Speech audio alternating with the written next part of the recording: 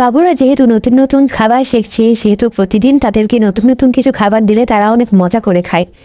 যে অনেকেই কমপ্লেন থাকে আমার বাচ্চা খায় না, একদমই খেতে চায় না, তাদেরকে বলছি আপনারা চেষ্টা করবেন নতুন নতুন রেসিপি, নতুন নতুন খাবার তাদের সামনে প্রতিদিন করে ধরার। আজকে আমি জ্যানকে দিয়েছিলাম সাবু। এই সাবুটা কিছুক্ষণ ভিজিয়ে রেখে তারপর আমি চুলায় একটু গরম পানি দিয়ে এটা ভালো করে সিদ্ধ করে নিচ্ছি। এটার সাথে আমি একটু সামান্য একটু বাদাম মিক্স করে দেবো, এটা হালকা মিষ্টতা স্বাদ আনার জন্য। আমার জান যেহেতু একটু মিষ্টি খাবার খেতে পছন্দ করে, সেহেতু আমি চেষ্টা করছি এখানে একটু বাদাম দিয়ে দেওয়ার। বাদামের গুঁড়ো এখানে জানে যা বাদামের যে স্টেলাটা ছিল সেটাই দিয়ে দিয়েছি আমি। এরপরে এটা একটু ভালো করে নাড়িয়ে নিয়েছি, ভালো করে এটাও একটু ভালো করে ফুটিয়ে নিয়েছি। যখন এটা অনেকটা ঘন হয়ে গিয়েছে, একদম ঘন হয়ে গিয়েছে, তারপর এটা আমি চুলো থেকে নামিয়ে নিয়েছি। এবং এটার সাথে আমি যেটা অ্যাড করেছি সেটা হচ্ছে ব্রেস্ট মিল্ক।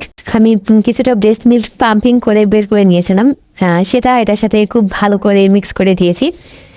আর কিছুটা 3টে কিশমিশ দিয়ে দিয়েছিলাম, যেটা এটার সাথে কিশমিশটা কিছুক্ষণ রান্না করলে এটা একটু নরম হয়ে যায়, আমার যায় ভালোই চিবিয়ে খেতে পারি। সেজন্য কিশমিশটা আর ব্রেস্ট মিল্কটা দেওয়ার কারণে এটার মিষ্টিটা হয়তো আর একটু ভালো হয়েছে।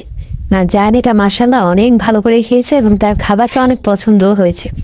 আমি সাবুদানা যেহেতু যে রেগুলার দেওয়া যাবে না, তাহলে বাচ্চা মুটিয়ে যেতে পারে, তাই চেষ্টা করবেন প্রতি সপ্তাহে একটা দিন বাচ্চাকে সাবুদানার নাস্তা দিতে, সেটা বিকালে হোক বা সন্ধ্যায় হোক, যে কোনো একদম দিলেই হবে।